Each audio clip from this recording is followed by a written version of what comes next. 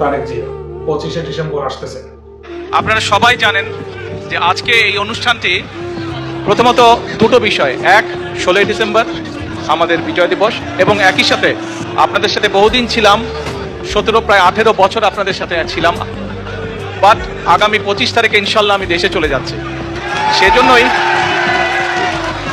সেজন্যই আপনাদের সাথে খুব শান্তভাবে আপনাদের সাথে দুটো কথা বলতে চাই।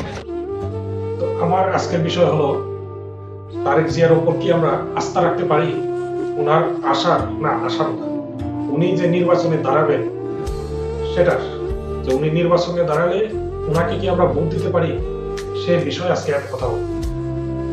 দেখুন, ভুল ত্রুটি সবাই করে, কিন্তু কারো কারো ভুল সেটা ভুল হয় না, এটা হয়ে যায় অপরাধ। অপরাধ কোন লেভেলের হয়? অপরাধ যখন আপনি কোনো মানুষের সঙ্গে এমন কোন প্রতারণা করবেন যে প্রতারণার কারণে মানুষের মারাত্মক একটা ক্ষতি হয়ে যায়, তখন সেটা বিশাল বড় ধরনের একটা অপরাধ হয়ে যায়। যেমন ধরেন, আপনার একজন ভাই আছে, হ্যাঁ, এটা মনে মনে ধরার জন্য বললাম যে আপনার একজন ভাই আছে, তো আপনি আপনার আপন ভাইয়ের সাথে আপনার বাবা আপনাকে 10 টাকা দিল। এই 10 টাকা থেকে আপনাকে বললো যে তাকে 5 টাকা দিও, আর তোমরা দুইজনে 5 টাকাটা ভাগ করে নিও। তখন আপনি কি করলেন? তাকে 5 টাকা তো দিলেনই না, 4 টাকাও দিলেন না, 1 টাকা দিয়ে বললেন এটা আমার বাবা দিছে, তুমি নিয়ে নিও, অথবা আপনি দিলেনই না। এটা হলো বিশাল বড় একটা প্রতারণা। আপনি 5 টাকা না দেন, অন্তত 4 টাকাও যদি দেন, তবুও কিন্তু মনকে বুঝ দেওয়া যায় যে বাবা যেটা দিয়েছেন সেটা আমার ভাই আমাকে দিয়েছে। কিন্তু আপনি যে দেন নাই, এই কারণে আপনার ভাইয়ের সাথে এটা আপনার প্রতারণা হবে, এটা কিন্তু ভুল না। ঠিক একইভাবে যদি কেউ প্রতারণা করে, তাহলে এটা কিন্তু একটা অপরাধ হয়ে যায়। যেমন বাংলাদেশের মধ্যে শেখ হাসিনা যে প্রতারণাটা করেছে বাংলাদেশের মানুষের সাথে, সেটা একটা অপরাধ। ঠিক একই রকম ভাবে আমরা তো বর্তমানে তারেক জিয়াকে সুন্দর সুন্দর কথা বলতে শুনি, কিন্তু তার আগে 2004-এ উনি কিরকম ছিলেন সেটা আপনারা আগের যে নিউজগুলো আছে সেই নিউজগুলো দেখলে বুঝতে পারবেন। দেখুন, টকশোতে গিয়ে বা সামনে ক্যামেরার সামনে এসে আমরা সবাই সুন্দর সুন্দর কথা বলতে পারি, কিন্তু কারো সঙ্গে চললে বা কারো সঙ্গে 10 দিন থাকলে তখন বোঝা যায়। 1 ঘন্টায় কিন্তু বুঝতে পারবেন না মানুষকে। অনেকে বলে যে 1 ঘন্টায় তাকে আমি বুঝে গেছি, 1 ঘন্টায় বুঝতে পারবেন না। তার সাথে কমসে কম 10 দিন থাকতে হবে। তারপর দেখবেন 10 দিন পর আপনাকে ভালো লাগবে না, তখন একটা হুট করে একটা কি বলে, গ্রামের ভাষায় বলে পেট্রি, আর আপনার শুদ্ধ ভাষায় বলে ধমক, হুট করে একটা ধমক দিয়ে দেয় অনেকে। এই যে জিনিসটা, এটা হলো আপনার অহংকার।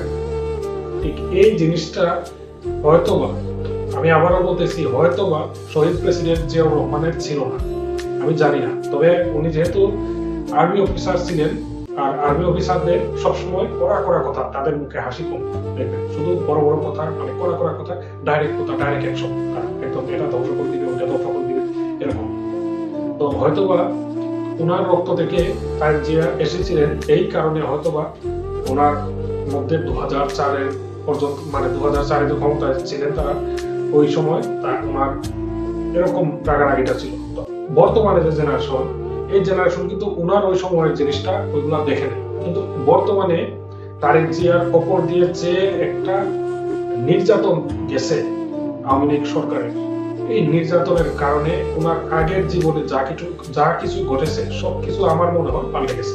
বর্তমানে উনি নতুন একজন মানুষ হয়ে আসতেছেন আমার মনে হয়, এবং আমার মনে হয় যে ওনাকে আমরা এখন অন্তত কিছুটা বিশ্বাস করতে পারি। তবে কিছুটা জিনিস আমার কাছে একটু খটকা লেগেছে, সেটা আমি খুলে দিই আপনাদের কাছে। কিছুদিন আগে উনি একজন মেজরকে ফোন করেছিলেন,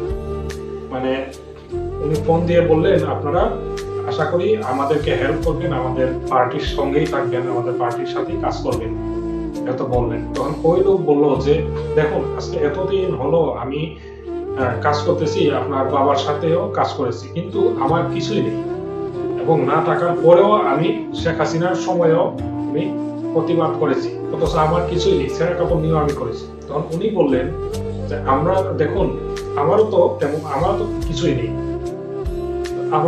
নেই, কিন্তু শুধুমাত্র আমার একটা জায়গা আছে, এই জায়গাটা ছাড়া বাসাটা পর্যন্ত আমার নেই। তখন বললেন যে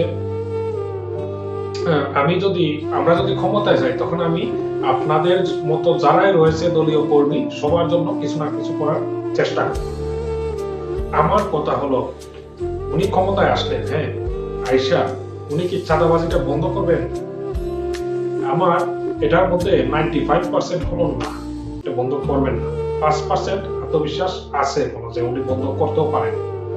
এটার কারণ আমরা অতীত অভিজ্ঞতা থেকে আমরা দেখেছি যে অনেক ভালো ভালো লেকচার, আরে বাবা উনি তারেক জিয়া আর কত ভালো লেকচার দিলেন, 2-4 দিন হয়তো ইন্টারনেটে অনলাইনে এসেছেন, কিন্তু তার চেয়ে আরো বেশি সরাসরি যারা লেকচার দিয়েছেন, এত ভালো কথা বলেছেন, তারা কি বন্ধ করেছেন? বন্ধ করার বদলে তারা উল্টো বাড়িয়ে দিয়েছেন, চাঁদাবাজি দিয়েছিলেন। আগের কথা বলেছি, আওয়ামী লীগের আমলে শুধু না, 1971 সাল থেকে এই পর্যন্ত 54 বছর প্রায় চলে গেছে। কি বলবো আপনাদেরকে? আপনারা কি আজ পর্যন্ত, এখন পর্যন্ত আপনারা দেখছেন যে চাঁদাবাজিটা কেউ এরকম বন্ধ করে দিতে? কখনোই না। কারণ কি? কারণটা হলো, যেমন ধরুন একটা উদাহরণ দিই, যেমন একজন নেতা তার ছেলে বা তার মেয়ে কখনো কি দেখেছেন রাজপথে নেমে কারো মারামারি করতে দলের জন্য? কখনোই তারা করে না। আর যদি কখনো করে দেখেন, তাহলে দেখবেন সে একজন নেতা, সে আগামীতে ইলেকশনে দাঁড়াবে, এই জন্য সে পরিচিত হতে চায়। এছাড়া সাধারণ মানুষ হয় কখনো কোনো নেতার ছেলে বা মেয়ে এইসব মারামারি করে না। মারামারি কে করে? ওই যে সাধারণ মানুষ, যার টাকা নাই পয়সা নাই, আবার কখনো দেখা যায় 1000-2000 টাকা দেয় অনেক সময়, তারা এইসব মারামারি। কি জন্য মারামারি করে? ওই যে চাঁদাটা তুলে, ওই চাঁদাটার জন্য ওই দলটা তাকে অনুমতি দেয়। চাঁদাটা কোথায় থেকে তুলে? বড় বড় টেন্ডার হয়। যেমন ধরে আমাদের বাদ দেন, আপনাদের এখানে বলি, যেমন ধরেন যারা দেখতেছেন তাদের, আপনাদের এখানে একটা বাজার আছে। এই বাজারের মধ্যে যে টাকাটা উঠে, এই যে বাজারের যে ভাড়াটা দেয়, এই ভাড়াটা কার কোষাগারে যায়? এটা কি সরকারি কোষাগারে যায়? না, এটা সরকারি কোষাগারে যায়। এটা যাবে ওই জায়গার যে নেতা রয়েছে, ওই জায়গার নেতার পকেটে। আর ওই যে চাঁদাটা তুললো, ওই চাঁদাটা নেতা প্রায় 80% নিয়ে নেয়, আর বাকি যে 20% মতো ছোট ছোট নেতারা রয়েছে সবাইকে বিলিয়ে দেয়। এখন বলতে পারেন যে তারেক জিয়ার হাতে তো টাকা নেই। দেখুন, আওয়ামী লীগের আমলে ভালো নেতা শুরুর দিকে ছিল কয়েকজন, তখন দেখা গেছে তাদের সম্পদের পরিমাণ মাত্র কেউ এসেছে 50,000 টাকা। যখন রিজাইন দেয় 16 বছর পরেও প্রায়, তখনও দেখা যায় একই টাকা প্রায় 50,000 টাকার মতো তার ব্যাংকে। অন্য কোনো অ্যাকাউন্টই নাই বলতে গেলে। টাকাটা কোথায় রাখে তারা? কোথায় রাখে? রাখার কিছু সিস্টেম আছে। জিনিসগুলো আপনারা অনেকে নাও জানতে পারেন, আর বেশিরভাগ আশা করি জানবেন। যেমন সুইস ব্যাংক তো জানেনি, সুইস ব্যাংক কিন্তু কখনো কারো টাকা বলে না যে তার অ্যাকাউন্ট রয়েছে অথবা তার এত টাকা রয়েছে, এগুলো পাস করে না সুইস ব্যাংকে। আরেকটা রয়েছে, সেটা হলো বিটকয়েন। বিটকয়েনের মধ্যে আপনি যদি 1000 কোটি টাকা রেখে দেন বিটকয়েনে, তাহলে কিন্তু আপনি অন্য কেউ জানতে পারবে না যে আপনি কত টাকা রেখেছেন। এটা একদম গুপ্ত, দুনিয়ার কেউ জানবে না। আপনি যদি না জানেন, দুনিয়ার কেউ জানবে না। বিটকয়েন ছাড়াও আরো বিভিন্ন ধরনের জিনিস রয়েছে, এরকম লুকিয়ে রাখা যায়, কেউ জানবে না। এই জিনিসগুলা মনে করেন যে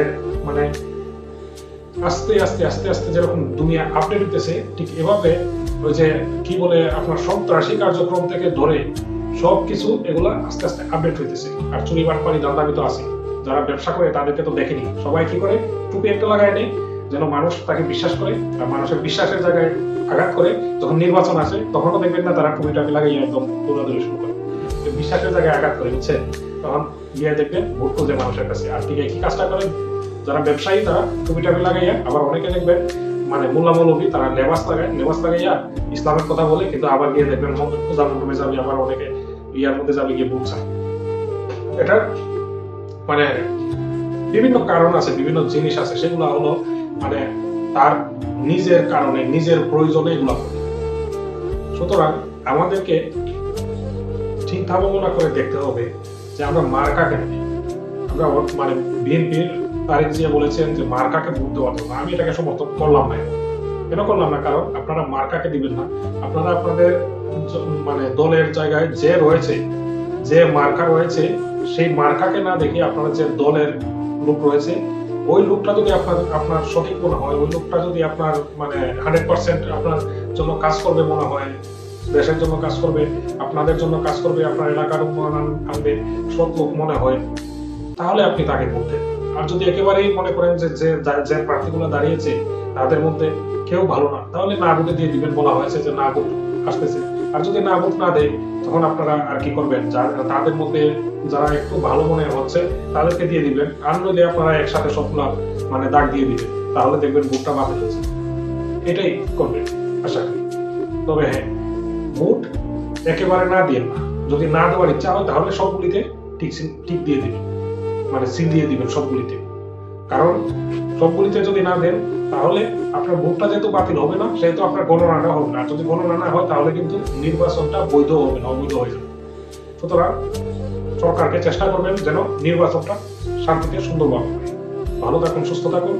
আপনারা আপনাদের ভাবে চিন্তা ভাবনা করে যে লোককে ভালো মনে হয় তাকে আপনারা ভোট দিবেন। ভালো থাকুন, সুস্থ থাকুন। চ্যানেলটিকে সাবস্ক্রাইব করে দিবেন। আসসালামু আলাইকুম।